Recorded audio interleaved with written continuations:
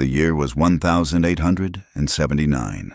The Arizona Territory did not merely exist, it survived. It was a landscape forged in violence and tempered by a sun that seemed to hold a personal grudge against anything that dared to stay green. Here, the earth was the color of dried blood, and the wind carried the taste of alkali and the sharp, metallic tang of copper. In the town of Vermilion Creek, life was cheap, but water was expensive, and silence was the costliest commodity of all. Evelyn Hart sat behind the scarred oak counter of the Overland stage and freight office, the heavy scent of ink and stale tobacco smoke clinging to her calico dress. She was 27 years old, an age that the matrons of the East Coast would call a spinsterhood. But out here, it was simply an age of utility. Evelyn was not a woman built for fainting on chaises. She was built for endurance.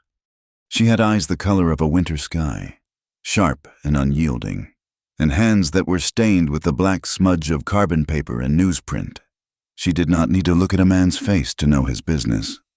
She looked at his boots.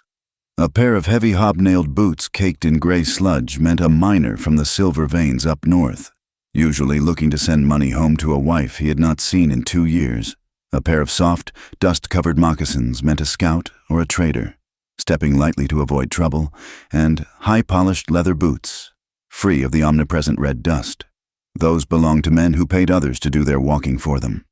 The bell above the door jingled, a cheerful sound that felt disjointed in the oppressive afternoon heat. Evelyn did not look up immediately. She finished tallying the row of figures in the ledger, her pen scratching loudly against the paper. "Good afternoon, Miss Hart." The voice was smooth, like whiskey poured over gravel. Evelyn stiffened, then set her pen down with deliberate care. She looked up to see Silas Crow standing on the other side of the counter. Crow was a man in his 40s who wore civilization like a costume. His suit was tailored, his vest embroidered with silk, and his smile was a masterpiece of architectural engineering perfectly constructed to hide the rot beneath. He was the owner of the Copperhead Mine and, unofficially, the owner of half the souls in Vermilion Creek. "Mr. Crow," Evelyn said, her voice flat. "The stage to Prescott does not leave until 4 in the afternoon. If you are looking for your shipment of machinery, it has not arrived." Crow laughed, a low rumble that did not reach his eyes. "Always so efficient. Evelyn, a virtue, truly. But I am not here for machinery. I am here to send a letter." He slid a thick envelope across the counter. It was sealed with red wax, heavy and official. Beside it, he placed a small pouch. The pouch clinked with the unmistakable sound of gold dust. "Priority post," Crow said. "To the governor's office in Prescott, and, of course, a little something for the company's trouble." Evelyn took the letter, ignoring the pouch for a moment. She glanced at the address. "The fee is 50 cents.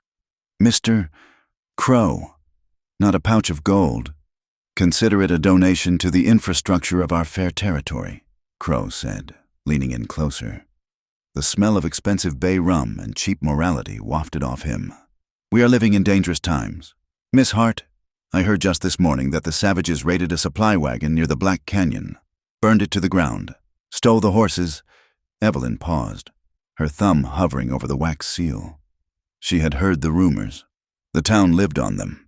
Men gathered in the saloons, drinking courage from brown bottles, whispering about the Navajo, the Apache, the Indian threat. It was a convenient narrative. If a calf went missing, it was the Indians. If a mine shaft collapsed due to poor timbering, it was Indian sabotage. If a man drank his wages and lost his horse at a poker table, he claimed he was ambushed by a war party. "I heard that the wagon had a broken axle 3 days ago," Evelyn said quietly, not meeting his eyes, "and that the horses were seen in the livery stable in Flagstaff." Crow's smile did not waver, but the temperature in the room seemed to drop 10 degrees. "Sightings can be unreliable, Miss Hart. People see what they want to see, but the threat is real. We need the army to secure the water rights, for the safety of civilization." He pushed the gold pouch closer to her hand. It was a bribe. It was payment for nodding, for stamping the letter. for agreeing that the wolf was at the door so that the fox could raid the henhouse in peace. Evelyn looked at the gold, then up at Crow. She had learned the hard way about the elasticity of the law. 5 years ago, her father had been shot over a land dispute. He had the deed, but the other man had the sheriff's ear and a bag of silver coins. The judge had ruled it a regrettable accident of self-defense that day. Evelyn had learned that justice was not blind. She was just easily bought. "The fee is 50 cents, Evelyn repeated, her voice steady despite the rapid beating of her heart. She opened her drawer, took out a 50-cent stamp, and affixed it to the envelope. She pushed the gold pouch back toward him. "We follow the rates posted on the wall. Mr. Crow." Crow stared at her for a long moment. His eyes were devoid of humanity, like the eyes of a shark sensing blood in the water. Then, he chuckled. He picked up the pouch and slipped it back into his pocket. "A woman of principle," he said, the words dripping with mockery. "Rare and dangerous. Be careful, Evelyn. Principles do not stop bullets." He tipped his hat and walked out. Evelyn watched him go, her hands trembling slightly as she picked up her pen. She looked at the letter addressed to the governor. She did not know what was inside, but she knew it was a lie. Everything about Silas Crow was a lie. 10 miles west of Vermilion Creek, the world was silent.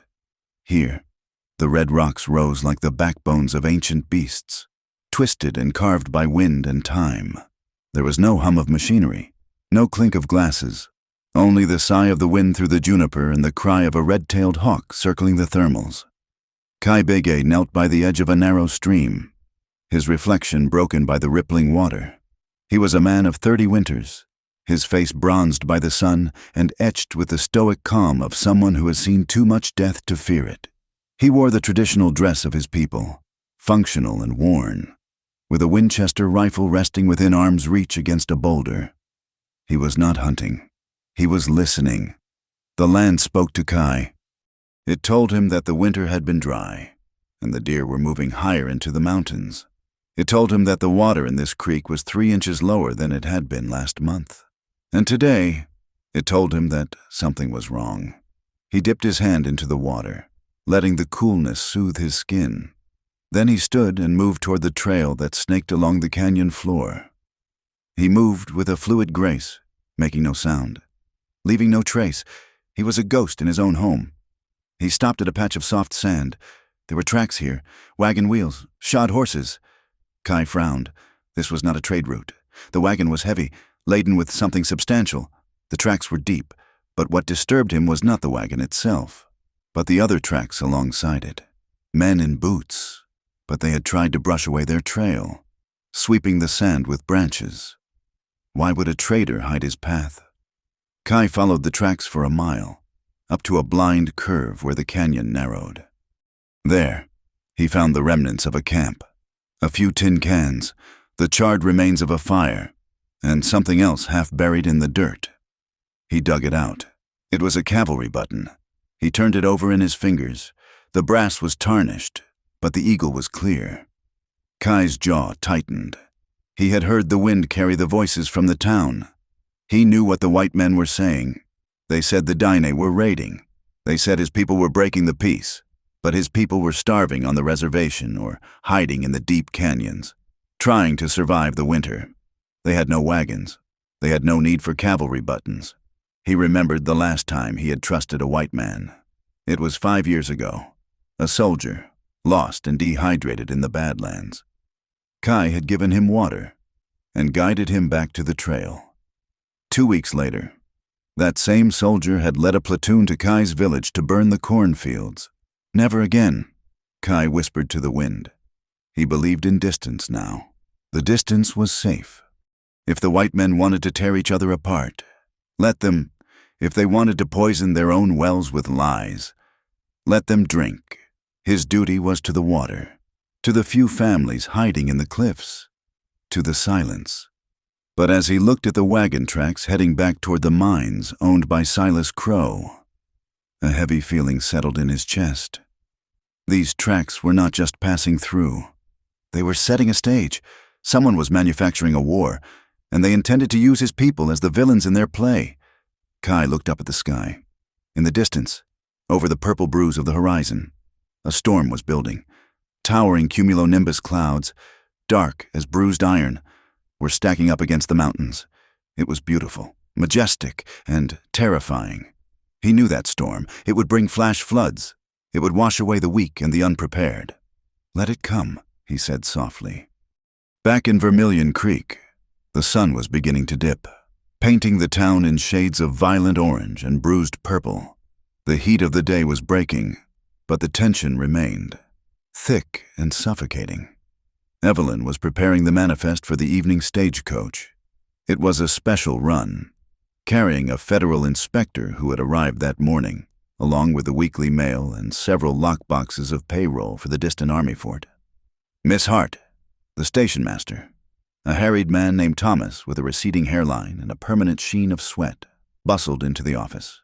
"Is the manifest ready? The driver is hitching up the team." "Almost done. Thomas," Evelyn said. She was organizing the stack of leather satchels. "Here," Thomas said, thrusting a battered leather satchel into her hands. It was heavy, the leather cracked and worn. "This needs to go on the coach. Personal effects of the inspector. Put it in the lockbox under the seat.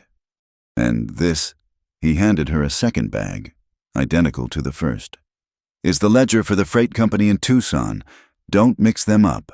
Evelyn took the bags. They looked remarkably similar. "Which is which?" "The one with the blue ribbon on the handle is the inspector's. The other is the ledger," Thomas said, distracted by the shouting of the driver outside. "Just get them loaded. We are running 10 minutes late." Evelyn hurried out of the office and onto the wooden boardwalk. The stagecoach was a beast of wood and iron, coated in road dust.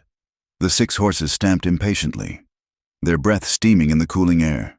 The street was busy. Miners, cowboys, and merchants milled about.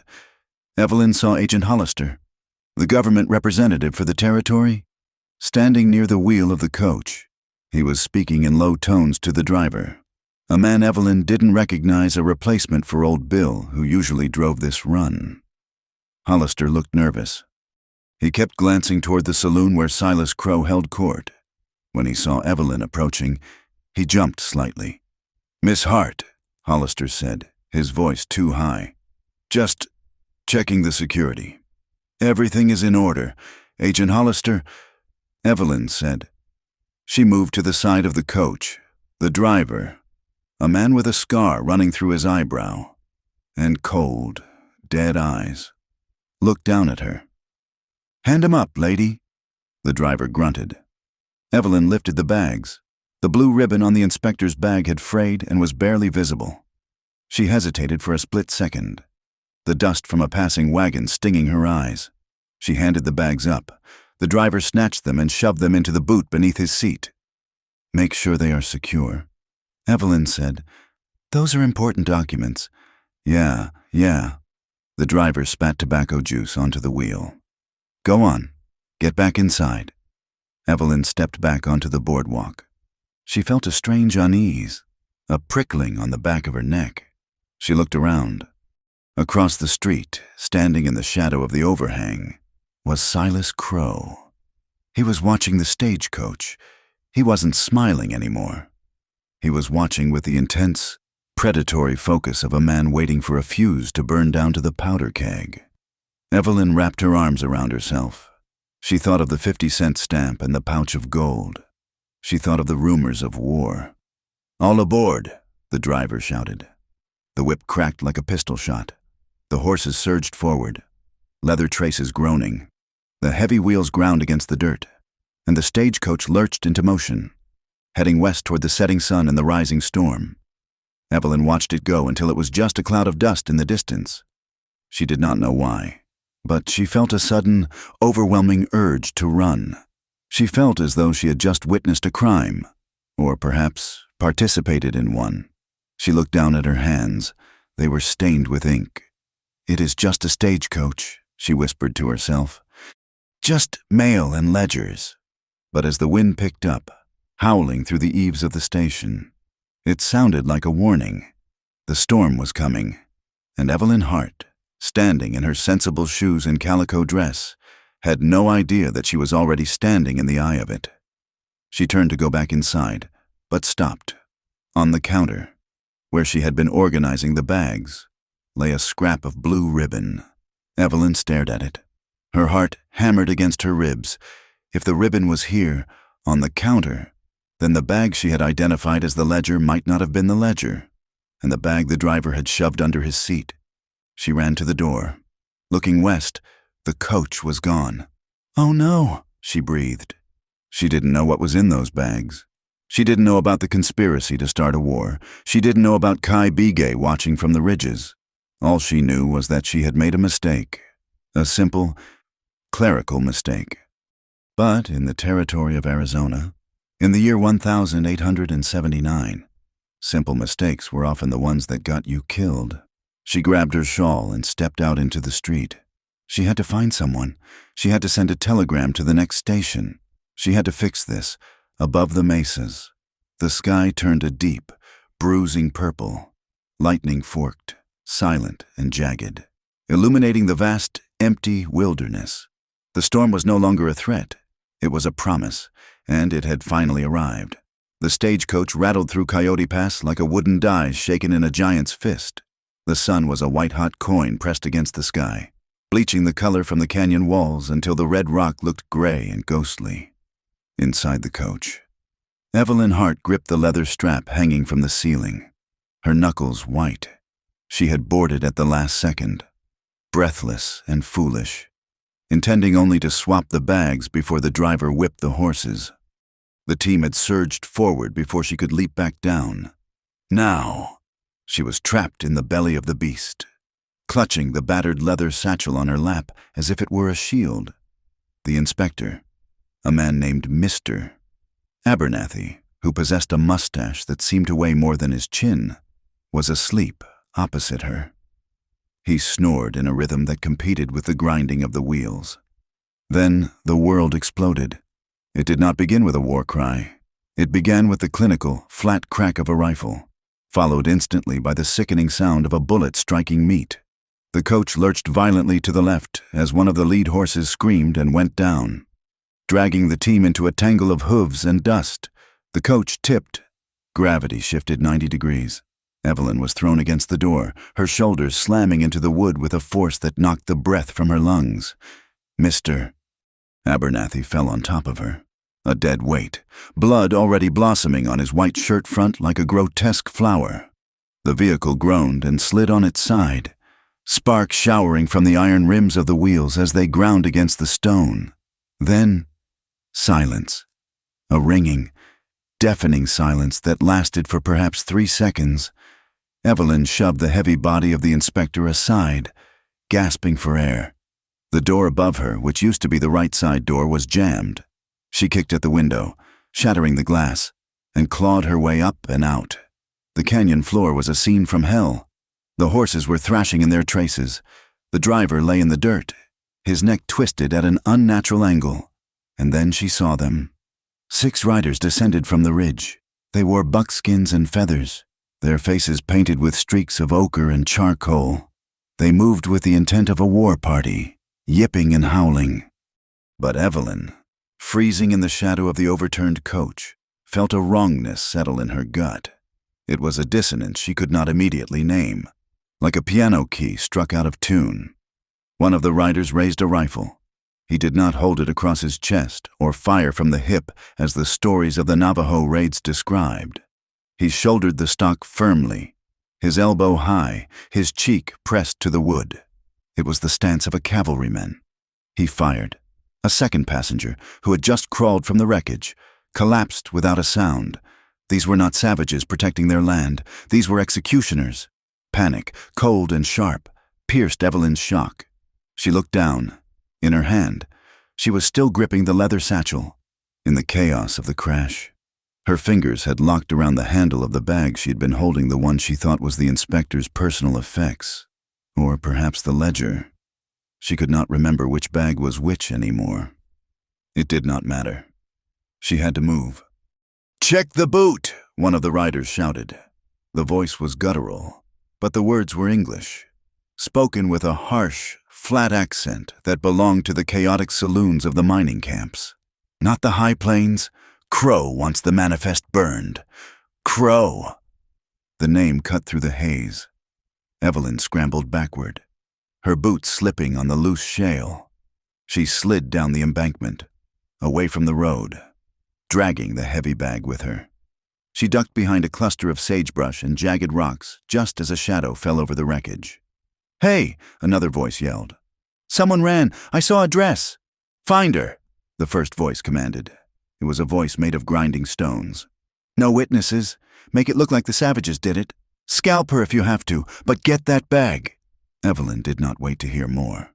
She turned and ran. She ran blindly into the labyrinth of the Badlands, her breath tearing at her throat. The heat radiated off the rocks, baking her skin. Her ankle twisted on a loose stone, sending a jolt of agony up her leg. But she bit her lip until she tasted copper and kept moving. She scrambled up a narrow fissure between two towering sandstone walls, squeezing herself into a deep crevice just as the sound of hooves clattered nearby. She pressed her face against the rough stone, her heart hammering against her ribs like a trapped bird.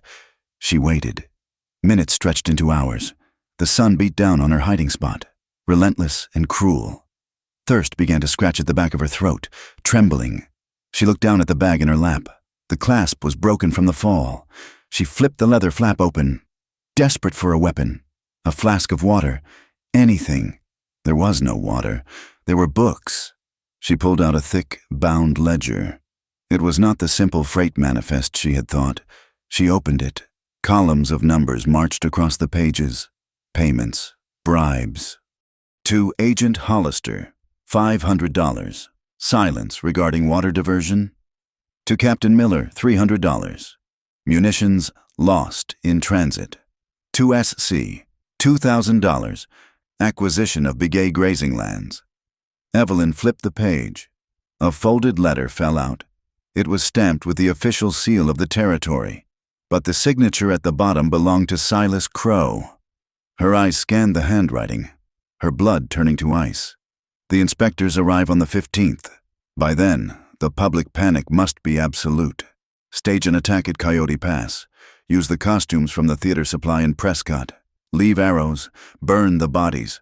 Once the army sees the carnage, they will authorize the clearance of the Navajo from the river valley. The copper under their land will be ours by the end of the month. Evelyn clamped a hand over her mouth to stifle a scream. This was not just a robbery. It was a script. A play written in blood, designed to start a war that would wipe out an entire people, all to hide a mining claim. And she was holding the script. If she went back to Vermilion Creek, she was a dead woman. The sheriff drank at Crow's saloon. The judge owed Crow money. Agent Hollister was on the payroll. She would be an unfortunate casualty of the Indian raids. Or perhaps she would simply disappear down a mine shaft. She was alone. She was wounded. And she was carrying a death warrant in a leather bag. 2 miles east, Kai Begay knelt in the dust. He studied the ground with the intensity of a scholar reading a rare text. The tracks were fresh. 6 horses. They were moving fast, galloping hard toward the pass. Kai reached out and touched the edge of a hoof print. The soil was displaced, thrown backward, but it was what lay inside the print that made his eyes narrow. Gray mud. The soil here was red, iron-rich and dry as bone. The gray mud came from the tailings of the copper mines north of the town. It was a sticky, clay-like substance that clung to boots and hooves for days. These horses had come from the mines, not the reservation. He stood up, his movements fluid and silent. He walked a few paces further and found a discarded cigar butt. He picked it up. It was a cheroot, half-smoked, expensive kind sold at the hotel in town. "Ghost dancers," Kai murmured. But there was no reverence in his voice, only a cold, sharp anger. He knew what this meant. He had seen it before. Men who wore the skins of his ancestors to commit sins that his people would be punished for. They were painting a target on the backs of his family. A distant sound echoed off the canyon walls. Gunshots. Then the scream of a horse. Kai did not hesitate. He began to run. He did not run like a white man, heavy and rhythmic. He ran with a loping stride. his moccasins finding purchase on the slick rock, his breathing synchronized with his movement. He moved through the landscape not as an intruder, but as a part of it, like the wind or the shadow of a cloud. When he reached the ridge overlooking the wreck, the raid was over. The attackers were looting the bodies. He watched through the sights of his Winchester, his finger hovering over the trigger. He could kill 3 of them before they found cover, but that would not stop the lie. Dead men could not confess. Then he saw movement in the rocks below. A figure was stumbling through the scree, a flash of blue calico against the red earth. A woman. She was moving clumsily, sliding and falling. Driven by blind panic, she was heading deeper into the dead lands, away from the road, away from the water. He watched as one of the fake raiders mounted up and pointed toward her trail. The man shouted something, and 2 others swung into their saddles. They unholstered their revolvers. They were not going to capture her. They were going to hunt her. Kai lowered his rifle. He looked at the woman. She was white. She was part of the world that was trying to strangle his own. If he walked away, the desert would claim her, or the men would. It would be one less witness, one less voice to scream for the army to come and kill his people. "Let her go," a voice in his head whispered. It was the voice of his bitterness, the voice of the scar on his chest. "She is not your burden." But then he saw her stop. She was leaning against a boulder, gasping. Even from this distance, he could see the terror in her posture. She was not a soldier. She was not a miner. She was prey, and the men chasing her were the same wolves that wanted to devour his home. Kai cursed softly in his own tongue. He could not walk away. It was not about saving a white woman. It was about stopping the men who wore false faces. He shifted his grip on the rifle and began to descend the cliff face, moving with the dangerous speed of a rock slide. Evelyn could hear them coming. The clatter of hooves on stone was distinct now, echoing off the canyon walls, making it impossible to tell which direction they were coming from. She pushed herself away from the crevice. She had to keep moving. She needed a vantage point, or a cave, or a miracle. Her mouth was so dry her tongue felt like a piece of felt. The heat was a physical weight, pressing down on her shoulders. She stumbled into a wider wash, a dry riverbed filled with smooth, round stones. She looked down at the bag. It was heavy. It slowed her down. "Throw it away," her survival instinct screamed. "Drop the bag and run!" "No!" her conscience answered, harder and clearer than she expected. "If you drop this, they win. If you drop this, the war starts." She clutched the bag tighter to her chest and forced her legs to move. She crested a small rise and saw a flash of green in the distance. Cottonwood trees. Water. Where there were cottonwoods, there was water. A spring, or a deep pool in the river that hadn't dried up. She ran toward the green, her breath coming in ragged sobs. The sound of the horses grew louder behind her. She could hear the men calling to each other now. There, by the wash. A bullet kicked up a spray of dirt 3 feet to her left. The crack of the pistol followed a second later. Evelyn ducked her head and ran harder. She didn't look back. She scrambled over a ridge of sandstone and saw the ground drop away. Below her, the wash deepened into a proper canyon. At the bottom, a ribbon of water glistened like polished glass. She practically fell down the slope, sliding on her backside, tearing her dress, scraping the skin off her palms. She hit the sandy bank at the bottom and scrambled to her feet. The riders appeared on the ridge above her. There were 3 of them. They sat high on their horses, silhouetted against the blinding sun. They looked like demons out of a preacher's nightmare, feathers in their hair, revolvers in their hands, their faces masks of painted hate. "End of the line, lady," one of them shouted. He raised his gun, taking his time, aiming. Evelyn backed up until her boots hit the water. She had nowhere to go. She clutched the ledger. She closed her eyes. Crack! The shot rang out, but it didn't come from the ridge. It came from the shadows of the canyon floor, from a cluster of boulders to her right. The man on the ridge jerked violently. His hat flew off, and he slumped forward over his saddle horn. His horse reared, screaming, and the man tumbled down the slope, landing in a heap of dust. The other two riders wheeled their horses around, confusion breaking their formation. "Ambush!" one yelled. "Flank him!" Evelyn opened her eyes. She looked toward the boulders. A man stepped out from the shadows. He was tall, his dark hair tied back, his chest bare save for a leather vest. He held a Winchester rifle with an ease that suggested it was a part of his own body. He did not look at Evelyn. His eyes were fixed on the ridge, cold and calculating. It was the man from the edge of town, the one she had seen watching the tracks, the one the townspeople called a savage. He worked the lever of his rifle, clack, clack, a sound as final as a judge's gavel. He glanced at her then, just for a second. His eyes were dark obsidian, unreadable and hard. "Get down," he said. His voice was low, carrying over the sound of the wind and the nervous horses above. Evelyn dropped to her knees in the water.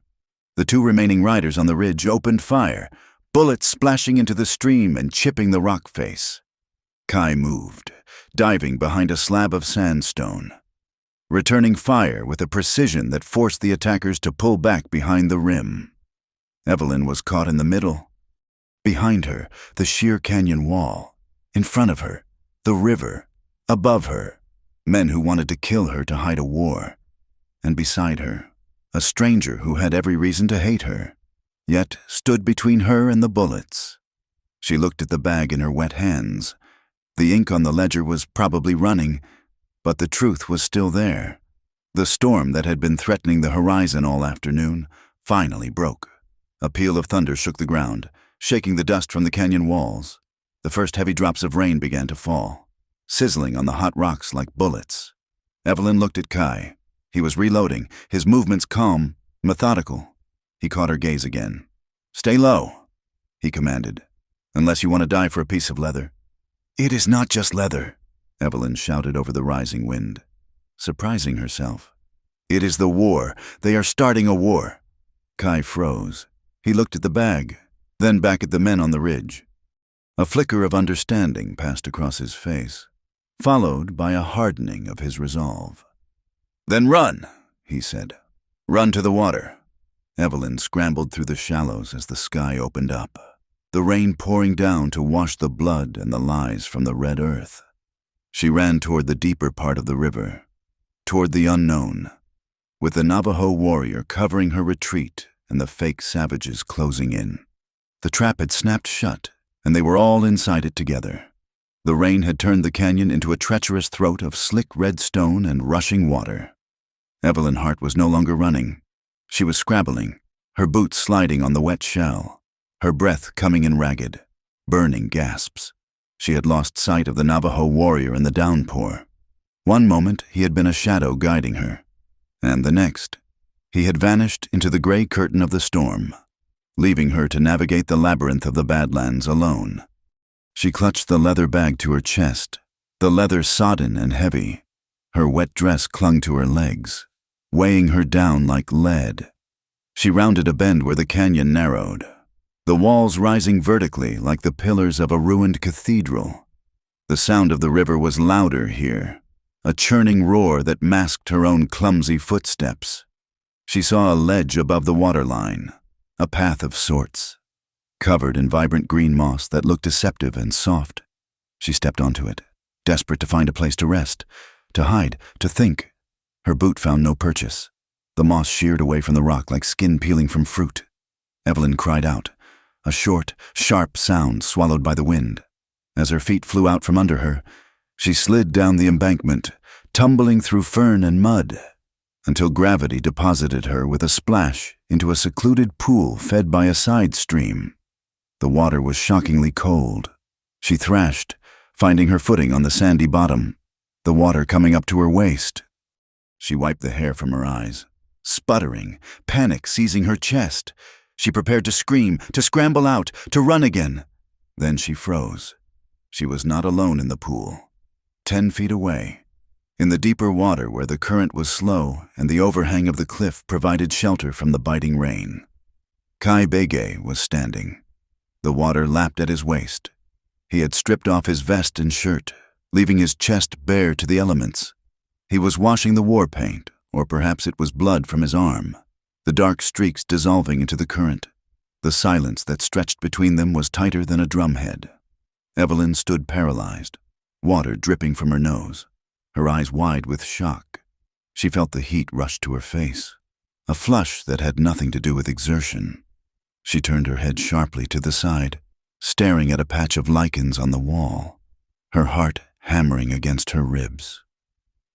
I fell, she stammered, the words sounding foolish even to her own ears. I did not know. She expected anger. She expected him to shout, or to reach for the knife she knew he carried. Instead, she heard a soft splash as he moved. She risked a glance back. Kai had not covered himself in a panic. He stood with the easy, unforced stillness of a stag in a meadow. He was watching her, his dark eyes unreadable, water beating on his copper skin.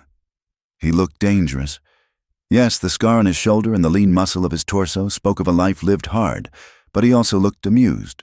A faint, crooked smile tugged at the corner of his mouth. It was not a leering smile. It was the smile of a man who found the absurdity of the universe to be its only redeeming quality. You have a talent for arriving loudly. Miss Hart, he said, his voice carrying over the sound of the rain. Evelyn opened her mouth to apologize, to defend herself, to say something sensible, but he cut her off. Most people run from the thunder, he said, tilting his head slightly as he looked at her bedraggled form, shivering in the river. You seem to chase it. You are the only storm I would ever welcome. The words hung in the air, suspended between a tease and a confession. It was an admission that she was trouble, a calamity wrapped in calico, but a calamity he had decided, against his better judgment, to endure. Evelyn felt a strange jolt in her chest, a warmth that defied the icy water. I did not mean to intrude. She stopped. Kai's expression shifted instantly. The amusement vanished, replaced by the razor-sharp focus of a predator. He raised a hand, palm out, silence. Evelyn heard it then, over the rush of the water, the clatter of hooves on stone. Voices. Men were shouting, their words distorted by the canyon walls, but unmistakably close. They are tracking the mud, Kai whispered. He moved toward her. It was not a romantic advance. It was a tactical maneuver. He closed the distance in 2 long strides, grabbing her arm with a grip that was firm but not bruising. Down, he hissed. He pulled her into the deeper water, under the shadow of the overhang where the rock jutted out over the stream. He pressed her back against the stone wall, the water rising to her chest. He positioned himself in front of her, shielding her body with his own. Half submerged. Do not breathe, he murmured into her ear. Above them, on the rim of the canyon some 30 feet up, a horse snorted. I saw something move down there, a man shouted. It was the rough voice of one of the hired guns. By the pool, Evelyn trembled. Kai's hand moved to her shoulder, steadying her. His other hand went to the water's surface. He waited, his eyes fixed on the rim above. Check it out, another voice commanded. Kai picked up a smooth, heavy river stone from the bottom of the pool. With a flick of his wrist that was almost invisible, he hurled the stone downstream, keeping his arm underwater until the release. The stone flew low and hard, skipping off the surface of the water 50 yards away, around the bend of the canyon, before clattering loudly into a pile of dry driftwood on the far bank. Clack crash. The sound echoed perfectly, sounding like a clumsy footfall. There, the man on the ridge yelled. They went downstream, toward the narrows. Get them. The sound of hooves thundered again, moving away, fading into the rhythmic pounding of the rain. Kai did not move. He held his position, his body a warm barrier between Evelyn and the world. For a long minute, the only sound was the beating of her own heart and the steady drip of water from the overhang. She could smell him rainwater, sage, and the faint, metallic scent of adrenaline. When he finally stepped back, the loss of his proximity made the air feel colder. He waded to the bank and pulled his shirt on, the wet fabric clinging to his skin. He did not look at her as he spoke, his voice all business now. Come out. We cannot stay here. The water is rising. Evelyn waded to the shore, her boots squelching heavily. She shivered violently as the wind hit her wet clothes. She clutched the bag, checking the clasp. It was still closed. Kai turned to her. He picked up his Winchester from where he had propped it against a dry rock before his bath. He looked at her, and the amusement was gone. In its place was the weary suspicion of a man who had seen too many treaties broken. "Who are you?" he asked. It was not a polite inquiry. It was a demand. "And do not tell me you are just a clerk. Mining companies do not send 6 gunmen to kill a clerk for stealing a few dollars." Evelyn wrung out the hem of her skirt, her mind racing. She could not tell him the whole truth. Not yet. He was a Navajo warrior. If he knew that Crow was planning to frame his people to start a war, he might attack the town tonight. He might get himself killed. Or he might decide that she, a white woman carrying the government's secrets, was too dangerous to keep alive. "My name is Evelyn," she said, her voice shaking slightly. "I work at the freight office. I took the wrong bag." Kai's eyes narrowed. He looked at the satchel in her hand. "A wrong bag, and for a mistake. They hunt you like a wolf." "I saw things inside," Evelyn lied, or at least told a version of the truth that was small enough to handle. "Financial things, bribes. Silas Crow does not want anyone to know he is cheating his partners." Kai studied her face. He had eyes that seemed to peel back the layers of a person. He knew she was holding something back. He could see it in the way she gripped the handle of the bag, white-knuckled. "You lie poorly, Evelyn," he said softly, "but you are frightened." "That part is true." He looked up at the sky. The clouds were thick and dark, bruising the twilight. "The men will circle back when they find the Narrows empty," he said. "We need high ground, and we need fire." "I can walk," Evelyn said, straightening her spine, trying to summon a shred of dignity. "I know you can walk," Kai said, turning to lead the way up a narrow goat path cut into the cliff face. "I'm just wondering where you are walking to." They climbed in silence. The rain softened to a drizzle, but the temperature plummeted as night fell over the high desert. The landscape was a monochromatic study in gray and black, beautiful in a desolate, unforgiving way. Evelyn struggled to keep up. Her city boots were not made for slick rock. Twice she stumbled, and twice Kai was there, a hand on her elbow to steady her, releasing her the moment she was stable.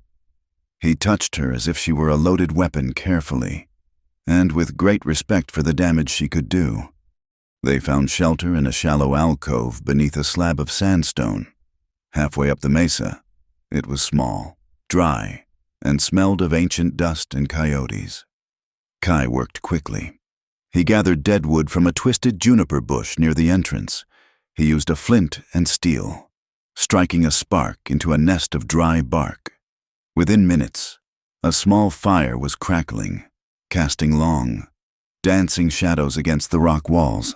The firelight changed the space. It turned the cold, hostile wilderness into a small, intimate room.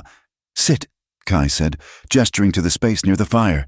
Evelyn sat, hugging her knees to her chest. She was shaking uncontrollably now, the cold seeping into her bones. Kai sat opposite her. He watched her for a moment, then reached into his pack. He pulled out a wool blanket, woven with the geometric patterns of his people, black, red, and gray. He moved around the fire and draped it over her shoulders. For a second, his hands lingered on the wool near her neck. He was close enough that she could feel the heat radiating from him. She looked up. His face was illuminated by the firelight, the sharp angles of his cheekbones and the strong line of his jaw softened by the orange glow. He looked down at her. His eyes were dark pools, reflecting the flames. In that moment, the racial divide, the war, the chase, it all seemed to blur. There was only the biology of survival, man and woman, fire and cold. Evelyn stopped breathing for a heartbeat. She felt a magnetic pull, a desire to lean into him, to borrow his strength. It was a terrifying impulse for a woman who had spent her life building walls of propriety. Kai seemed to feel it too. His gaze dropped to her lips, then snapped back to her eyes. He stepped back, the moment breaking like a dry twig. "Dry your clothes," he said, his voice rougher than before. Hypothermia kills faster than a bullet. He moved back to his side of the fire and began to clean his rifle, the rhythmic click-clack of the lever action providing a mechanical counterpoint to the crackle of the wood. Evelyn pulled the blanket tighter around herself. It smelled of wood smoke and horse and him. It was a comforting, masculine scent. "Why are you helping me?" she asked quietly. "You know what the people in town say about your kind?" Kai stopped wiping the barrel. He did not look up. "My kind," he repeated, a dry chuckle escaping his lips. "You mean the monsters who steal children and poison wells?" "I never believed that," Evelyn said quickly. "You never spoke against it, either," Kai countered. He looked at her then, his expression somber. "I am not helping you because I like you, Evelyn. I am helping you because I know what it is to be hunted for something you did not do. And because—" He paused, his eyes drifting to the mouth of the cave, watching the darkness. "Because," Evelyn prompted. "Because the enemy of my enemy is usually a complication," he said, the ghost of a smile returning. "But sometimes they are just a person who fell in the river." The wind howled outside, changing direction. The storm was passing, but it had left the world altered. Evelyn waited until Kai seemed absorbed in his watch. She shifted slightly, angling her body so the firelight fell on her lap. Slowly, carefully, she opened the clasp of the leather bag. She needed to know if the ink had run. She needed to know if the evidence was still readable. She pulled out the ledger. The leather cover was water-stained, but the pages inside were dry. She opened it to the folded letter, the one signed by Silas Crow. She read the words again, the horror of it fresh and sharp. "Stage an attack. Leave arrows. Frame the Navajo." She felt a gaze on her. She looked up. Kai was not looking at the darkness outside. He was looking at her. Or rather, he was looking at the paper in her hands. The fire popped, sending a shower of sparks into the air. The light flared brighter for a second. Kai's eyes were locked on the bottom of the page, where the signature was scrawled in bold, arrogant strokes. He could read. She had forgotten that he had been a scout, a translator. "Crow," he said. The name was not a question. It was a curse. Evelyn froze. She saw his muscles tense, the rifle in his hands shifting slightly. "Let me see that," Kai said. His voice was no longer the voice of the man who had joked about the storm. It was the voice of the warrior who had been washing blood off his arms. Evelyn hesitated. If she gave it to him, there was no going back. The lie was over. "Kai," she began, "this is not just about money." "I see the name," Kai said, extending his hand. "Give it to me." Evelyn closed the ledger, her heart pounding.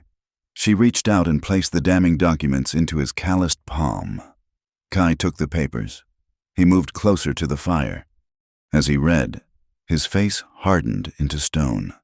The silence in the cave grew heavy, charged with a violence that made the storm outside seem like a lullaby. He looked up at her, and in his eyes, Evelyn saw the reflection of a burning world. "This is not a bribe," he said, his voice terrifyingly quiet. "This is a massacre." The fire in the alcove had burned down to glowing embers, casting a dull, pulsating red light against the sandstone walls. Outside, the rain had ceased, but the air remained heavy, charged with the peculiar electricity that lingers after a desert storm. Kai Bigay closed the leather ledger with a finality that sounded like a coffin lid snapping shut. He did not hand it back to Evelyn immediately. Instead, he held it in his lap, his large, calloused hands resting on the cover as if he were restraining a wild animal. "The sheriff," Evelyn whispered, the silence stretching too thin for her comfort. "If we take this to Sheriff Rourke..." "Rourke drinks from the same bottle as Silas Crow." Kai cuts her off, his voice flat and devoid of hope. "If you walk into his office with this book, you will never walk out. They will find your body in a ravine 3 days later, and Rourke will say the Apaches did it." Evelyn hugged her knees closer to her chest. She knew he was right. She had seen Rourke nodding at Crow's jokes, accepting free drinks at the Silver Dollar Saloon. "Then who we cannot just sit here. The inspector arrives in 2 days. Kai stood up, brushing the dust from his breeches. There is one man. He lives near the Painted Canyon, on the edge of the reservation land. He is neither white nor Dinah, but he walks between the fires. Ben Carter, Evelyn asked. She knew the name. Carter was a black cowboy, a former buffalo soldier who had mustered out of the army and stayed, running a small herd of cattle on land nobody else wanted. He was known for his silence and his shotgun. Carter, Kai confirmed. He drove supply wagons for the army. He knows the difference between a crate of mining tools and a crate of repeating rifles. If he sees this manifest, he will know that Crow is really moving. He kicked dirt over the embers, extinguishing the light. We move now. The rain will have washed away our tracks, but the mud will hold new ones by morning. We must reach Carter before the sun is high. They descended the mesa in the dark, a perilous journey guided only by the faint light of a half-moon that played hide-and-seek behind the breaking clouds. Evelyn followed Kai's silhouette, learning to trust his footing. When he stopped, she stopped. When he slid down a shale slope, she mimicked his posture, leaning back, letting her heels dig in. By dawn, they had crossed the ridge and entered the high plateau. The beauty of the morning was deceptive. The sun rose blood red, illuminating a landscape of vast, empty scrubland. The air was dry, sucking the moisture from Evelyn's skin. "Drink," Kai said, passing her his canteen. "I am fine," Evelyn lied, her throat feeling like sandpaper. "Drink," he repeated, not unkindly. On the high desert, thirst is the first ghost that follows you. By noon, it will be the only thing you hear. She drank. The water was warm and tasted of tin, but it was the best thing she had ever tasted. As the morning wore on, the wind began to shift. It started as a low moan, vibrating through the sagebrush. Then the horizon began to blur. A wall of beige darkness was rising in the west, swallowing the mountains they had just left. "Sandstorm!" Kai shouted over the rising gale. "Pull your scarf up. Cover your nose." The storm hit them with the force of a physical blow. It was not just wind. It was a scouring pad made of millions of particulate rocks. The sky turned a sickly orange, and the world shrank to a 3-foot radius around them.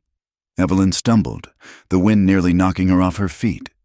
She felt a strong hand grab her wrist. Kai pulled her close, wrapping his heavy canvas coat around her shoulders, shielding her body with his own. "Keep your head down," he yelled, his mouth close to her ear. "Follow my boots." They trudged forward, a singular, huddled shape fighting against the fury of the earth. Evelyn could feel the grit in her teeth, in her eyelashes. She was blind, deafened by the roar, dependent entirely on the man beside her. Every step was a battle. She felt Kai stumble once, and instinctively, she tightened her grip on his waist, steadying him. He looked down at her, his eyes the only thing visible through the wrapping of his toggle must. There was no judgment there, only a fierce, shared determination. For a moment, amidst the howling chaos, Evelyn felt a strange sense of peace. In the town, she was a spinster, a clerk, a woman defined by what she did not have. Here, in the heart of the storm, she was simply a force of survival, equal to the man beside her. They found shelter in a shallow depression beneath an overhang of rock. Huddled together as the sand hissed past them like angry snakes, they sat shoulder to shoulder, sharing the remaining water, waiting for the earth to stop screaming. "You possess a strong spine." "Evelyn Hart," Kai said, his voice raspy from the dust. Most women from the town would have shattered by now. "I have had practice holding myself together," Evelyn replied, wiping dust from her eyes. "You just learned to do it quietly." The storm broke as quickly as it had arrived, leaving the desert scoured clean and silent. They continued, exhausted but driven by the ticking clock of the inspector's arrival. By late afternoon, the terrain changed. The red rock gave way to a hidden valley, green with cottonwoods and smelling of wood smoke. Nestled against the cliff face were several hogans, traditional Navajo dwellings made of logs and packed earth. Evelyn hesitated at the perimeter. This was the enemy camp, according to the whispers in Vermilion Creek. This was where the savages plotted to steal white children. But as they walked in, she saw no war parties. She saw a woman weaving a rug on a vertical loom, her fingers moving with rhythmic grace. She saw an old man repairing a bridle. She saw two children chasing a scruffy dog, their laughter ringing clear and universal. They stopped their work as Kai approached, their eyes wary as they landed on Evelyn. Kai spoke to them in his own tongue. The language was fluid, tonal, sounding nothing like the guttural grunts described in the Penny Dreadful novels. He gestured to Evelyn, then to the mountains. The tension in the camp eased, though it did not vanish. An elderly woman emerged from the central hogan. She was small, her face a map of 1,000 wrinkles. Her silver hair tied back in a traditional bun, wrapped with white yarn. She walked with a cane made of twisted juniper, but her back was straight. "Grandmother Nijoni," Kai said, bowing his head slightly. The old woman stopped in front of Evelyn. She did not smile, her eyes, milky with age but piercingly sharp, swept over Evelyn's torn dress, her dust-streaked face, and the leather bag she still clutched. "You bring strange wind, daughter of the Iron People," Nijoni said. Her English was slow, deliberate. "Wind can break a house, or it can change the season." Evelyn felt a lump rise in her throat. "I do not wish to break anything. I only want to stop the breaking." Nijoni looked at her for a long moment, then nodded. "We shall see. Come, eat. The belly must be full before the heart can be brave." That night, they sat around a fire outside Nijoni's hogan. They ate stew made of mutton and corn, scooping it up with fry bread. It was simple, hearty food, and Evelyn ate with hunger that surprised her. Kai sat across from her, staring into the flames. He seemed distant, his mind walking paths she could not see. "You asked me why I do not trust you," he said suddenly, not looking at her. 10 years ago, I was a scout for the 3rd Cavalry. I believed that if I helped the soldiers navigate the canyons, if I helped them find the renegades who were truly dangerous, they would leave the peaceful families alone. He picked up a stick and snapped it in half. I translated for a captain. He told the chiefs that if they moved to the reservation, they would be given sheep, blankets, and tools. I spoke his words. I put my honor on his promises. Kai tossed the broken stick into the fire. There were no sheep. The blankets were infected with smallpox. The tools never came. I became the tongue of a liar. My people looked at me and saw a traitor. The soldiers looked at me and saw a savage. I swore I would never again be the bridge that enemies walk across. Evelyn watched the pain etch deep lines into his face. The stoic warrior was gone. In his place was a man haunted by the ghost of his own good intentions. "I understand," Evelyn said softly. "I worked at the freight office for 5 years. I saw the rates change for the poor farmers while the mines got discounts. I saw letters from the governor that I was told to burn. I stamped the papers. I filed the ledgers. I told myself it was just a job. I told myself that if I kept my head down, I was innocent." She reached out, her hand hovering near his arm but not touching.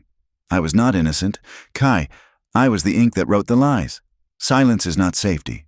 Silence is permission." Kai looked up. His dark eyes met hers, and for the first time, the barrier between them, the wall of race and history, crumbled completely.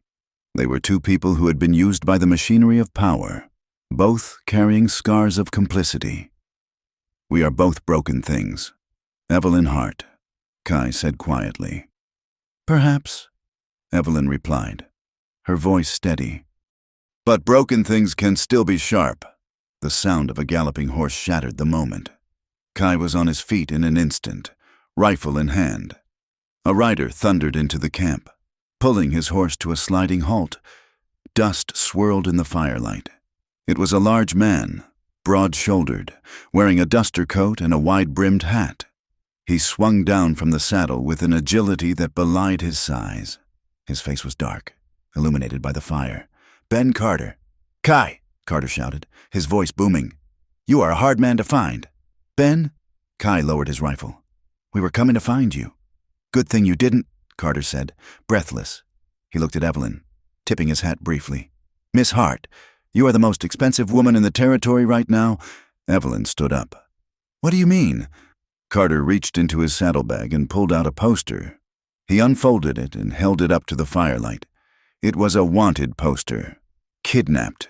It read in bold, black letters, $5,000 reward for the recovery of Miss Evelyn Hart. Taken by hostile renegades. "Crow has the whole town in a frenzy," Carter said grimly. "He claims you were dragged from the wreckage of the stagecoach. He has raised a posse. They are saying the Navajo have you and are holding you for ransom. Every gun hand from here to Tucson is saddling up to come rescue you. And by rescue, they mean to kill any Indian they see." "He is using me," Evelyn breathed, horror washing over her. "He is using me to justify the raid." "It gets worse," Carter said, looking uncomfortable. He pulled a second piece of paper from his pocket. Hollister showed this to the sheriff. "It is a shipping manifest from 3 months ago. It authorizes the transport of heavy machinery to the Southern Pass, the same shipment that mysteriously vanished and ended up in the hands of the Apache raiders." Carter pointed to the bottom of the document. "It has your signature on it, Miss Hart." Evelyn snatched the paper. Her hand trembled. It was her signature. She remembered that day Crow had come in with a stack of papers, charming and rushed, asking her to validate a late shipment. She had signed it without reading the itemized list. "He set this up," she whispered. "He has been planning this for months. If I go back, I am not just a witness, I am an accomplice. He will say I helped smuggle weapons to the tribes." Kai stepped forward, taking the paper from her. He looked at it, then at Evelyn. "He has trapped you," Kai said.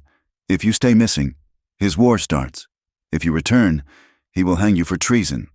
"There is a third option," Carter said. "I can get you to the border. Mexico is 2 days' ride. You can disappear. Evelyn, start over." The camp fell silent. The fire crackled. The weight of the choice pressed down on Evelyn like a physical stone. She could run. She could survive. That had been her goal from the beginning, to survive. She looked at Kai. He was watching her, his face impassive, waiting. He would not ask her to stay. He would not ask her to die for his people.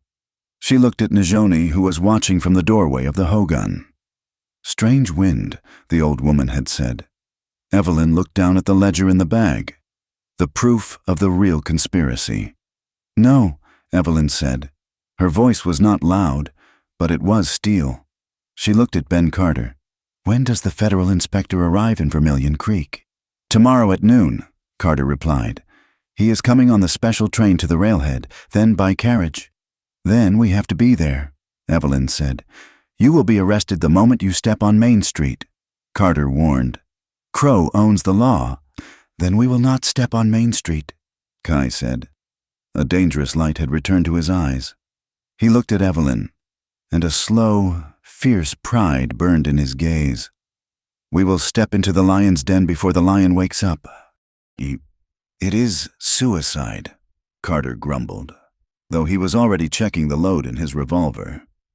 "It is the truth," Evelyn said. She reached out and took the ledger from the ground. "And I am done being silent." Kai nodded. He turned to the east, where the faint glow of the town polluted the starlight.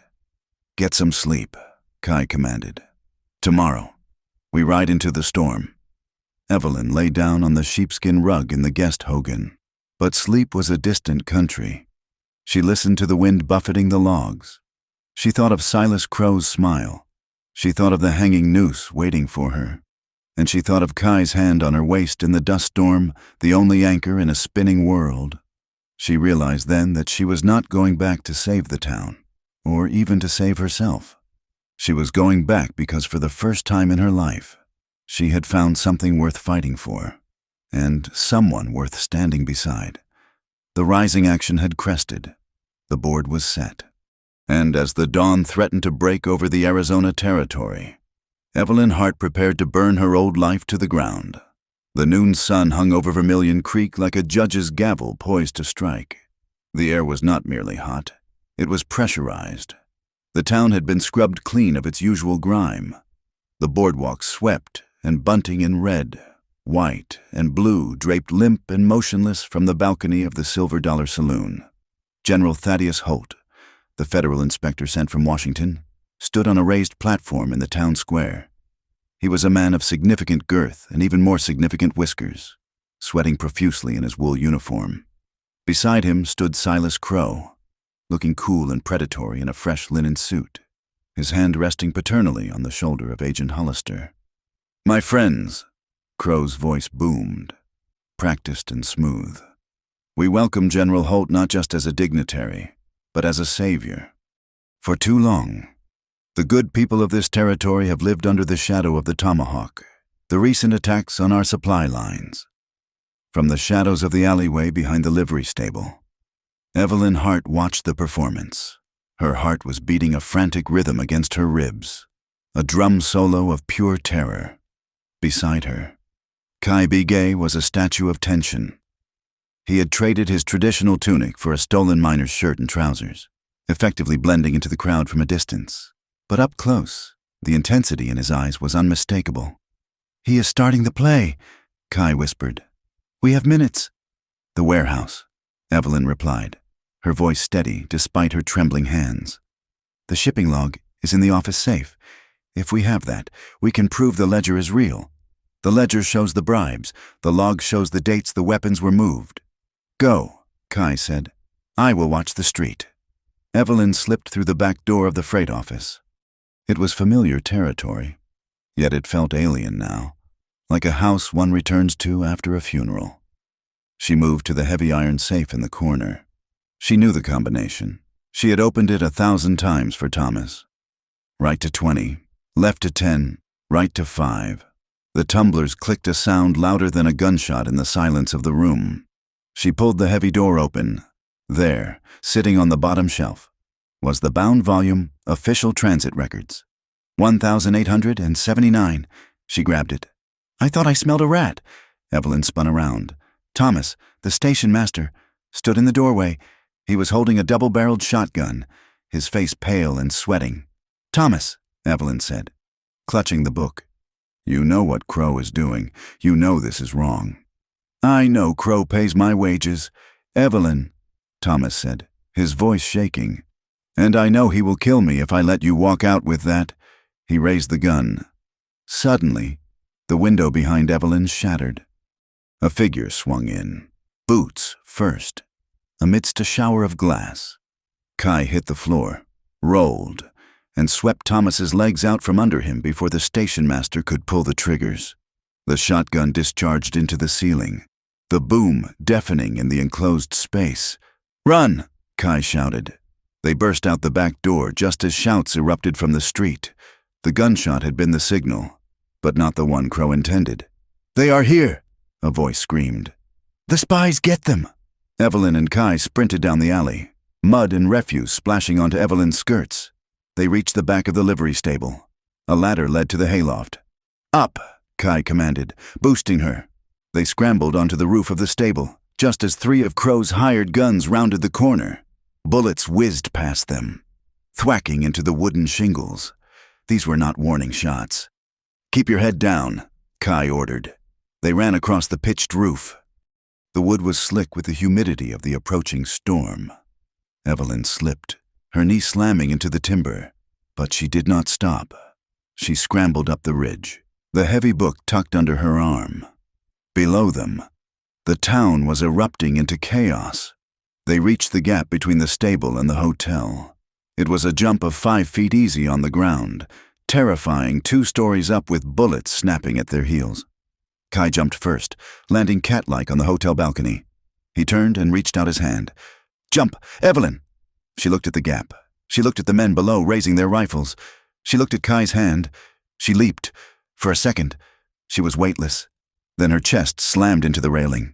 Kai grabbed her wrist, his grip like iron, and hauled her over the balustrade just as a bullet shattered the window pane where her head had been a second before. They crashed into a hotel room, breathless and bruised. "We cannot stay here," Kai said, checking the door. "They will surround the building." "The balcony," Evelyn gasped. "It overlooks the square. We have to get to the general." They moved back out to the balcony. Below them, the crowd had scattered to the edges of the square.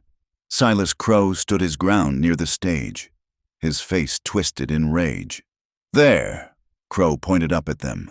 "The traitor and her savage shoot them!" But before his men could fire, Kai vaulted over the railing, dropping onto the awning below and then sliding to the ground in the middle of the square.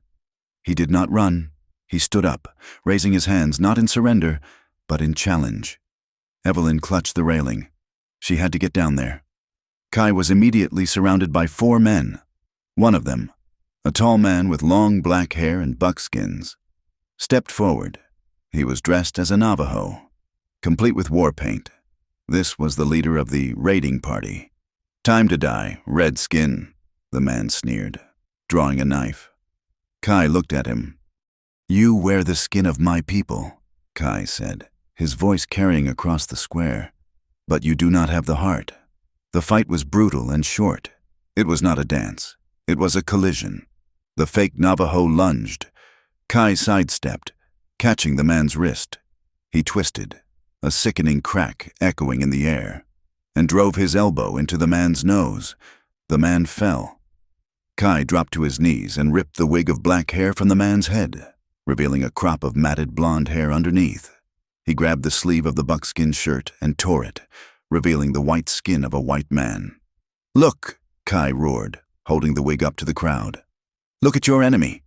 A gasp went through the onlookers. But while eyes were on Kai, Agent Hollister had moved. He grabbed Evelyn as she reached the bottom of the hotel stairs. Twisting her arm behind her back, he dragged her into the center of the square, throwing her to the ground at Silas Crow's feet. "Enough!" Crow shouted, pulling a small derringer from his vest pocket and pointing it at Evelyn's head. The square froze.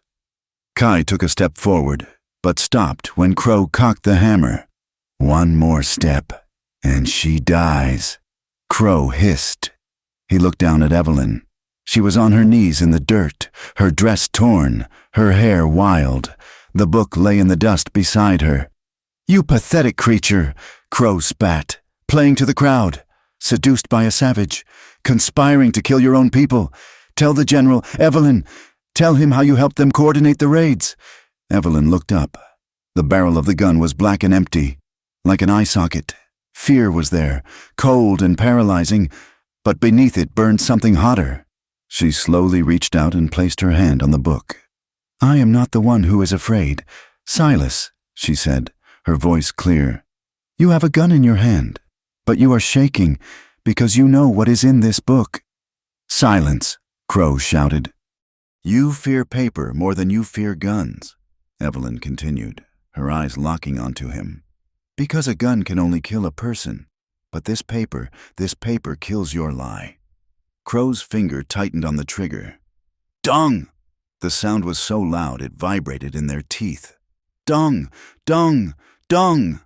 The church bell began to ring furiously, a frantic, chaotic clamor that shattered the tension. Everyone turned toward the church tower, on the roof of the livery stable. Ben Carter stood up, holding a flare pistol. He fired it into the air. A streak of red phosphorus burned across the gray sky, and then the sky broke. It did not just rain. The heavens collapsed. The storm that Evelyn had tripped into days ago finally arrived in full force. A sheet of water slammed into the square, instantly turning the red dust into slick, treacherous mud. The sudden deluge startled Crow. He flinched, wiping water from his eyes. In that split second, Evelyn moved. She did not attack him. She grabbed the book and rolled away, scrambling through the mud. "General Holt!" she screamed. "Read the dates." She slid the book across the mud. It stopped at the general's boots. Kai was moving too. He kicked the legs out from under the fake Navajo again, dragging him by the collar toward the platform. "This man is Jack Miller," Kai shouted over the roar of the rain. "He works for the Copperhead Mine. Look at his boots, gray clay, not river mud." General Holt looked down at the book. He looked at the man Kai was holding, the blonde hair visible under the war paint, the paint itself washing away in streaks of black and red under the torrential rain. The truth was being revealed by the elements themselves.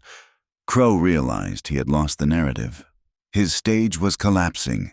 "Kill them all!" Crow shrieked, aiming his gun at Evelyn again. He fired. Kai threw himself across the gap. The bullet meant for Evelyn's heart tore through the fleshy part of Kai's side. He grunted, stumbling, but momentum carried him forward. He crashed into Crow, tackling him into the mud. The two men rolled, a tangle of limbs and fury. Crow was fighting for his life. Kai was fighting for his soul. Crow struck Kai in his wounded side, and Kai cried out, his grip loosening. Crow scrambled up, gasping, his fine suit ruined, his face a mask of mud and madness. He looked around. His hired guns were hesitating. The townspeople were watching. The general was reading the book. He ran toward the team of horses hitched to the general's carriage. He scrambled onto the driver's seat, snatching the whip. "Yeah!" he screamed, lashing the horses. The horses, already spooked by the bell, the gunshot, and the storm, panicked. They reared up, their hooves flashing in the rain. "Get out of my way!" Crow yelled, lashing out blindly. But the mud was deep. The carriage wheels spun, digging deeper into the sludge. The vehicle lurched violently to the left as the horses tried to bolt in different directions. The carriage tipped. Crow screamed as the heavy wooden vehicle overturned. He was thrown from the seat, but his coat snagged on the brake lever. He was dragged 2 feet, 10 feet under the crushing weight of the wood and iron. Before the horses finally broke free and stampeded down the main street, the carriage settled with a groaning crash. Silas Crow lay half buried in the mud, one leg twisted at a sickening angle, moaning in agony. The square fell silent, save for the relentless drumming of the rain. Evelyn crawled through the mud to where Kai lay. He was clutching his side, blood seeping dark and fast between his fingers, mixing with the red slurry of the earth. "Kai," she choked out, pressing her hands over his wound. "Kai, look at me." Kai opened his eyes. He was pale, wincing in pain, but his gaze was clear. He looked at Crow, broken in the mud. He looked at the general, who was now shouting orders to his soldiers to arrest Crow's men. He looked at Evelyn. "The storm," he rasped, a faint smile touching his lips. "I told you, it cleans everything." "Hold on," Evelyn said, tears mixing with the rain on her face. "Doctor, we need a doctor." Ben Carter came running up, sliding to a halt beside them. He looked at the wound. "It went through," Carter said, his voice tight. "Missed the gut, hit the muscle.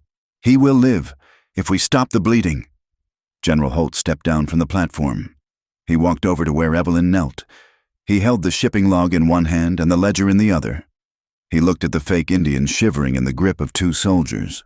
"Miss Hart," the general said, his voice grave, "it appears an apology is insufficient." Evelyn did not look at the general. She did not care about his apologies or his authority. She kept her hands pressed to Kai's side, feeling the steady, strong beat of his heart under her palms. "Just help him," she whispered. The townspeople began to inch closer. They looked at the unmasked mercenaries. They looked at the broken body of the man who had owned them. And they looked at the Navajo warrior bleeding in the mud, held by the woman they had called a spinster. The rain continued to fall, washing the streets of Vermilion Creek. It washed away the dust of the mines. It washed away the war paint, and slowly, painfully, it began to wash away the fear. Evelyn looked up at the gray sky. She was soaked, shivering, and stained with blood and mud. She had lost her job.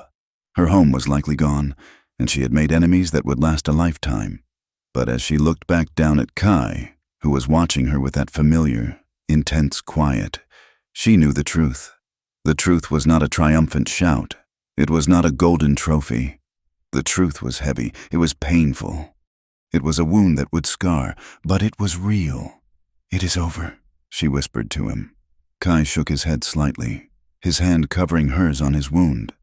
"No, Evelyn," he said softly. "The storm is over. Now, we have to live in the mud." He closed his eyes, his breathing shallow but steady. Evelyn stayed where she was, an anchor in the receding flood, knowing that the hardest part, the living after the story ends, was just beginning. The rain had stopped, but the mud remained.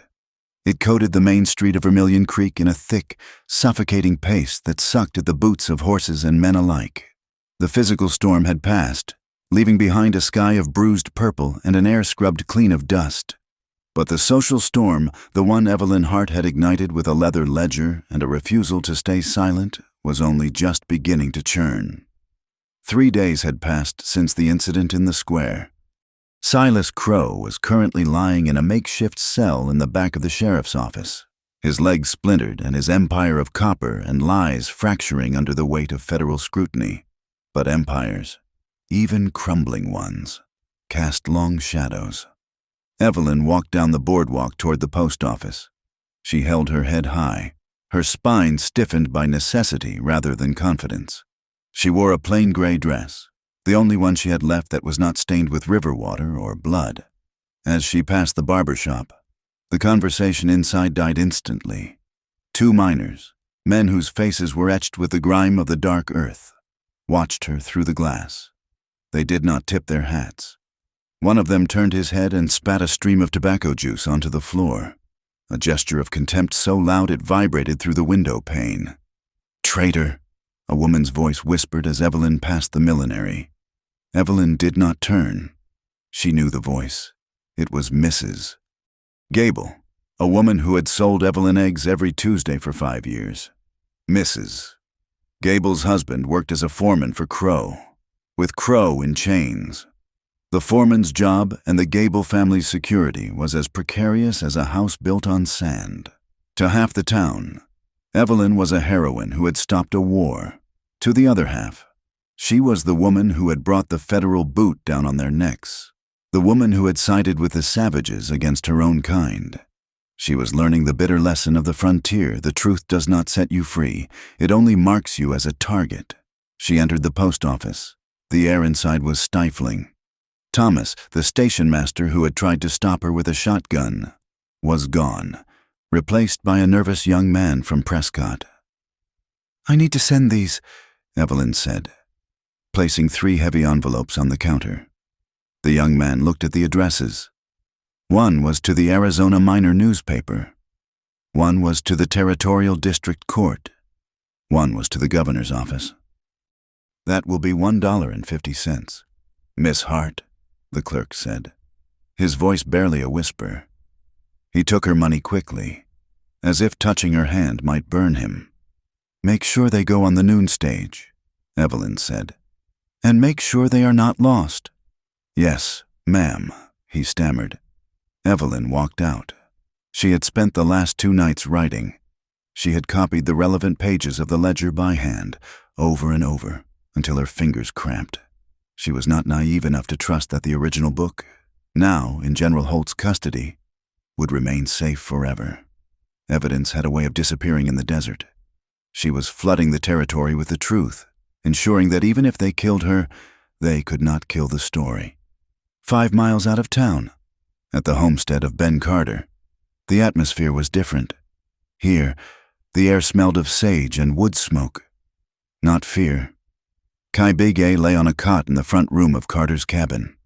His side was bandaged with clean white linen, the red stain seeping through only slightly.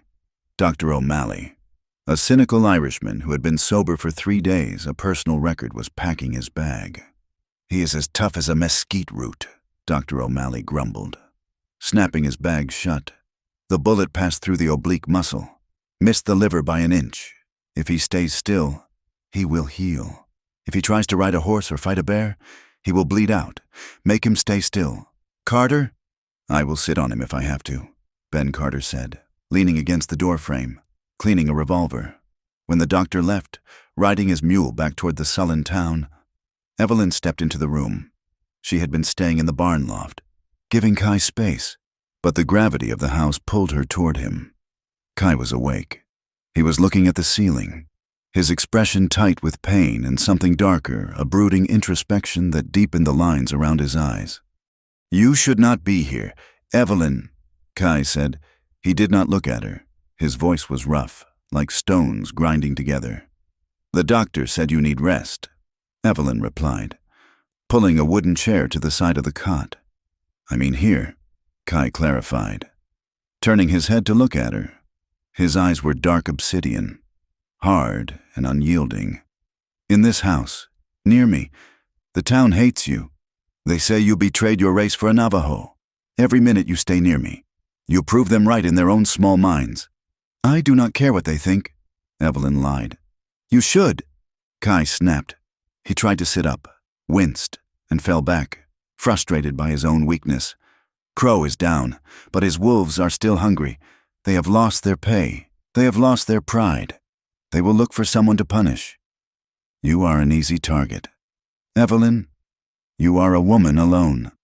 I am not alone, Evelyn said softly. You are, Kai insisted, his voice dropping to a harsh whisper. I cannot protect you like this. I am a broken thing on a cot. Ben cannot watch you forever. You should go, take the stage to San Francisco. Go where no one knows the name Silas Crow. Evelyn looked at him. She saw the fear behind his anger. It was not fear for himself. He had faced death a dozen times without blinking. It was scary for her. He was terrified that his presence in her life was a death sentence. He was trying to cut the cord to save her from the fire. I sent the letters, Evelyn said, ignoring his command. I sent copies of the ledger to the newspapers. If I leave now, it looks like I am running. It looks like guilt. It looks like survival, Kai argued. I am done with survival, Evelyn said. Standing up, she walked to the window, looking out at the vast, red landscape. I survived for 5 years in that office, keeping my head down, stamping papers for thieves. That was not living. Kai, that was just breathing. She turned back to him. You told me once that you stopped trusting because you were betrayed. You closed your heart to keep it safe. I did the same, but we opened the door. Kai, we walked through the storm. You cannot ask me to go back inside and lock the door now. Kai looked at her, his defenses crumbling under the weight of her resolve.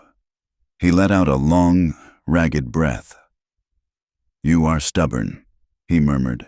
I have had good teachers, she replied, a faint smile touching her lips. Later that afternoon, a buggy arrived at the ranch.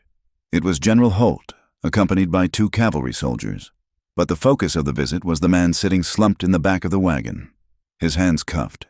It was Agent Hollister, the man who had represented the federal government, who had worn his authority like a suit of armor, looked shrunken. His coat was dusty, his collar unbuttoned. He refused to look up as the general stepped down. General Holt walked up to the porch where Evelyn and Ben Carter were standing.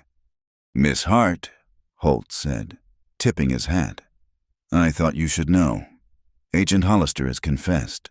He admitted to falsifying the reports on the tribal movements. He admitted to taking $5,000 from the Copperhead account. Evelyn looked at Hollister. She felt no triumph, only a hollow sadness. He was just a small man who had wanted a big life and had paid for it with his soul. What will happen to him? Evelyn asked. He will be transported to Prescott to stand trial, Holt said. He will likely spend the next 20 years in a federal prison. As for Crow, his lawyers are already swarming like buzzards, but the ledger is damning. He will lose the mine. He will lose his freedom. Holt paused, looking at Evelyn with a mixture of respect and concern. However, Miss Hart, I must be honest. The law can punish the leaders, but it cannot legislate the hearts of the people. Vermilion Creek is unsettled. My soldiers cannot stay forever. Once we leave with the prisoners, you will be in a precarious position. I understand. General, Evelyn said. Do you... Holt sighed. There is a train leaving for St. Louis on Friday. I could arrange a ticket. A fresh start. Evelyn looked at the dusty agent in the wagon, then back at the closed door of the cabin where Kai lay. Thank you, General, she said. But I have unfinished business here. Holt studied her for a moment, then nodded. Very well, but keep your eyes open. Miss Hart, the snake is headless, but the body still thrashes. Night fell over the high desert, bringing a chill that seeped into the bones. The sky was a vast canopy of diamonds, indifferent to the dramas of the earth. Evelyn sat on the wooden porch of the cabin, wrapped in a shawl. The silence was absolute, broken only by the distant yip of a coyote. The door creaked open behind her. She turned to see Kai standing in the doorway. He had wrapped a blanket around his shoulders over his bandages. He looked pale, but he was standing on his own 2 feet. "You should be in bed," Evelyn scolded gently. "The bed is lumpy," Kai said, stepping out onto the porch. He moved stiffly, easing himself down onto the bench beside her. He left a respectful distance between them, but the air between them hummed with proximity. "Did the general leave?" Kai asked. "Hours ago," Evelyn said. "They took Hollister." "And he offered you a ticket," Kai guessed. "He did." "And you refused?" "I did." Kai sighed, leaning his head back against the rough log wall. "Why do you enjoy making my life difficult?" "Evelyn." "Is that what I'm doing?" Evelyn asked, turning to look at him. "Making your life difficult?" Kai turned his head. His face was inches from hers. The moonlight softened the sharp angles of his features, but it could not hide the intensity in his eyes. "Yes," he whispered. "Before you, my life was simple. I protected the water. I avoided the town. I lived in the quiet. Now, I worry. I look at the road and wonder who is coming. I look at you and wonder if I am strong enough to keep the world from crushing you. I do not need you to hold up the world." "Kai," Evelyn whispered back, "I just need you to stand beside me while I push back." Kai looked down at her hands, which were resting on her lap. Slowly, deliberately, he reached out and covered her hand with his. His skin was warm, his palm calloused a warrior's hand, a worker's hand. "They will not forgive us," he said. "The town, they will not forgive you for loving a Navajo, and they will not forgive me for being one." "Let them hate," Evelyn said, turning her hand over to lace her fingers with his. "I have lived for their approval for too long. It was a cold way to live." Kai was silent for a long moment. Then he shifted, wincing slightly as he turned his body toward her. He reached up with his free hand and touched her cheek. His thumb brushed over her skin, a touch so tender it made her breath hitch. "You are the storm," he said softly, repeating the words he had spoken in the river. But the meaning had changed. It was no longer a joke. It was a reverence. "You washed away the lies, but now we have to live in the wreckage. We will build something new," Evelyn said. Kai leaned in. The movement was slow, a question asked in the space between breaths. Evelyn did not pull away. She leaned forward to meet him. Their lips touched. It was not the desperate, adrenaline-fueled kiss of the cinema. It was a quiet collision. It tasted of wood smoke and the lingering metallic tang of fear. But mostly, it tasted of promise. It was a kiss that acknowledged the pain of the past and accepted the danger of the future. It was a seal on a contract that had no words. Kai's hand moved to the back of her neck, pulling her closer, deepening the kiss. Evelyn forgot the cold. She forgot the town. She forgot the ledger. There was only the heat of him, the solid reality of his presence. She rested her forehead against his, both of them breathing heavily in the quiet night. "Stay," he whispered against her skin. "I am not going anywhere," she promised. The camera of the mind pulls back, leaving them in the shadow of the porch. 2 small figures against the vast, star-strewn backdrop of a world that was trying to change. One slow, painful heartbeat at a time, fade to black. The next morning, Grandmother Najoni arrived at the ranch. She came in a wagon driven by one of her grandsons, bringing herbs for Kai's wound and fresh bread. She found Kai and Evelyn sitting by the corral, watching Ben Carter work a young horse. The distance between them was modest, but the connection was visible to anyone with eyes to see. Najoni hobbled over, leaning on her cane. She looked at Kai's bandages, then at Evelyn's face, which looked more rested than it had in years. "So," the old woman said, her voice cracking like dry parchment, "the wind did not blow you away." "Not yet, Grandmother," Evelyn said respectfully. Najoni sat on a stump, arranging her skirts. She looked at the horizon, where the dust of the mine still rose into the air. "Many young ones think love is a shelter," Najoni said, her eyes narrowing against the sun. They think it is a cave where they can hide from the rain. They are foolish. She turned her gaze to Kai. Love is not a place to hide from the storm, she said, her voice firm. It is the way two people walk out of the storm without losing each other. It is not safe. It is just better than walking alone. We know it will be hard. Grandmother, Kai said. Hard, Najoni scoffed. Crow is gone, but his men are still drinking in the saloons. The miners still want the copper. The army still wants the land. You have cut the head off the snake, but the body will thrash for a long time. You must have eyes in the back of your heads. She reached into her pocket and pulled out a small pouch made of deer skin. She handed it to Evelyn. Corn pollen, Najoni said. For the path ahead. Sprinkle it when the path is dark. Evelyn took the pouch. Thank you. Do not thank me, Najoni said, standing up with effort. Just do not die. It takes too much wood to burn a body. 2 weeks later, Evelyn stood at the crossroads outside of town. The noon stagecoach was stopped. The driver, watering the horses, Silas Crow's former foreman, a man named Miller, was leaning against the wheel. He looked at Evelyn. He did not have a gun, but his eyes were filled with a malice that was sharper than lead. You sticking around? Hart, Miller asked, spitting on the ground near her hem. Bold choice. Accidents happen in this town. Fires start. People disappear. Evelyn adjusted her bonnet. She looked at Miller, really looked at him, and realized that he was small. He was a man who had borrowed power from a tyrant, and now he was just a bully in a dusty street. I am sure they do. Mr. Miller, Evelyn said, her voice cool and steady. But I have friends who are excellent at tracking accidents, and I have a pen that writes very clearly to the judge in Prescott. Miller sneered, but he looked away first. He kicked the dirt and walked off toward the saloon. Evelyn turned back to the open plain. Kai was waiting for her on the ridge, sitting atop his painted pony. He raised his hand in greeting. She had a choice. She could get on that stagecoach. She could go to St. Louis, become a governess, live a life of safe anonymity. She could forget the heat, the blood, and the man with the eyes like dark water. Or she could stay. She could rebuild.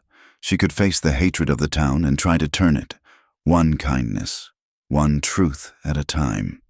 She looked at the stagecoach driver. Are you boarding, ma'am? The driver asked. We are burning daylight.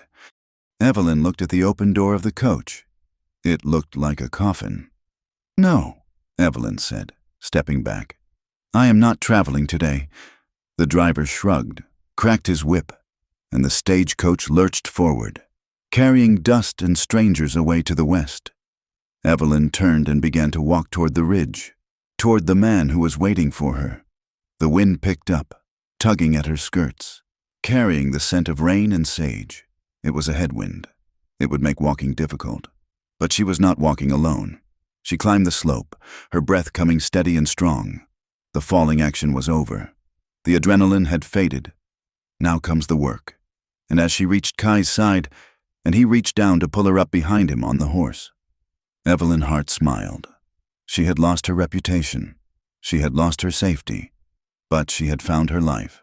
The year turned, as years do, indifferent to the dramas of human hearts. 1880 arrived not with a bang, but with a slow, creeping frost that turned the red rocks of Arizona into islands of white crystal in the early mornings. 6 months had passed since the fall of Silas Crow. The Copperhead mine had been seized by federal marshals, its assets frozen, its dark tunnels silent for a season while lawyers in Washington debated the finer points of ownership. But in Vermilion Creek, life did not wait for lawyers. Evelyn Hart sat in the front room of what used to be the old assay office. It was a small structure, abandoned when the first gold rush bust turned into a copper boom. But she had scrubbed the floors with lye soap until the wood was pale and clean. Now, it smelled of chalk dust, wood smoke, and the sharp, oily scent of ink.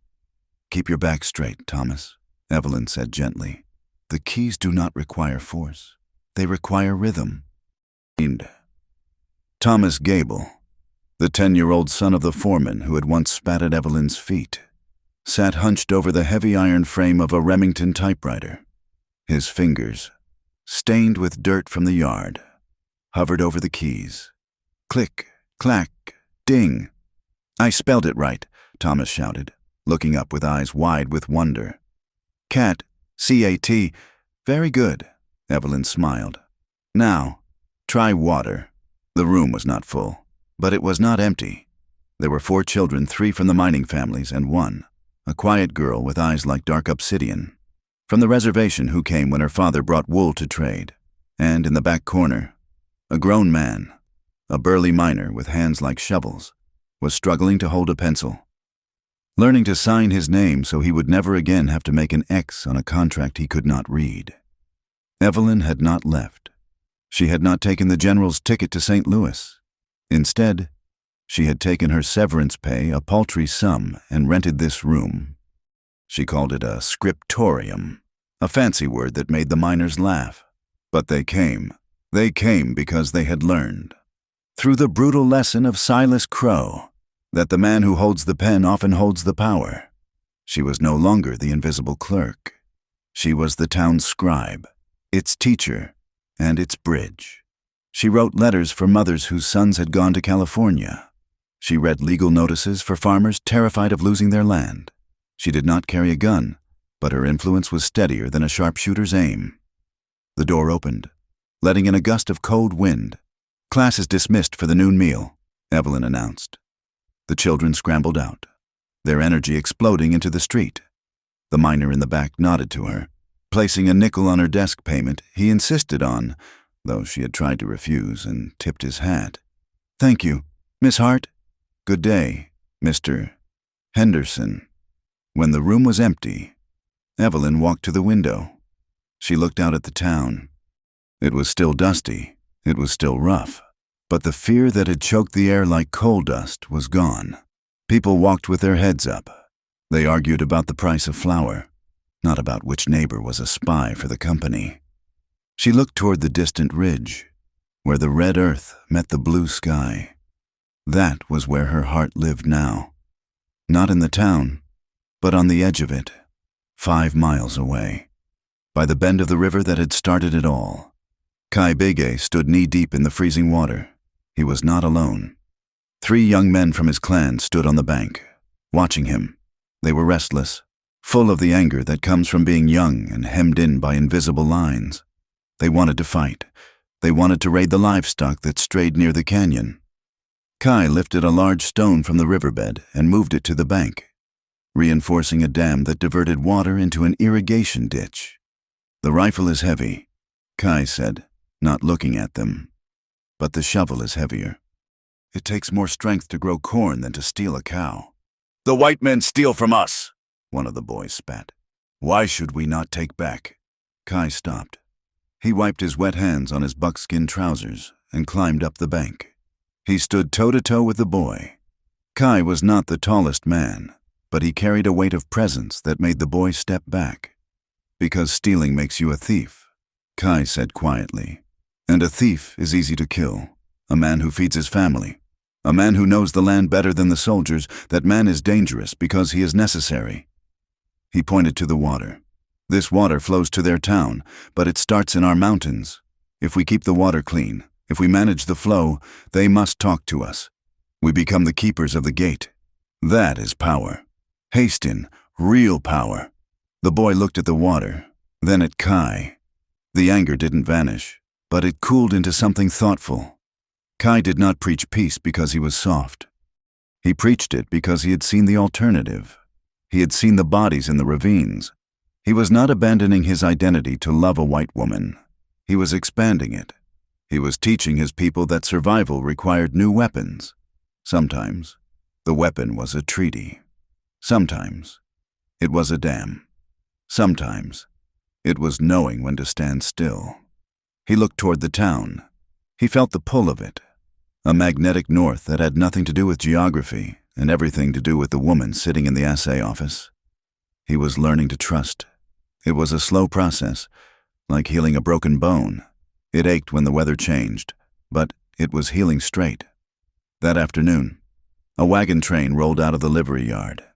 It was a modest affair, 3 wagons, painted a sturdy blue, with the words, Carter Community Freight stenciled on the side in fresh white paint.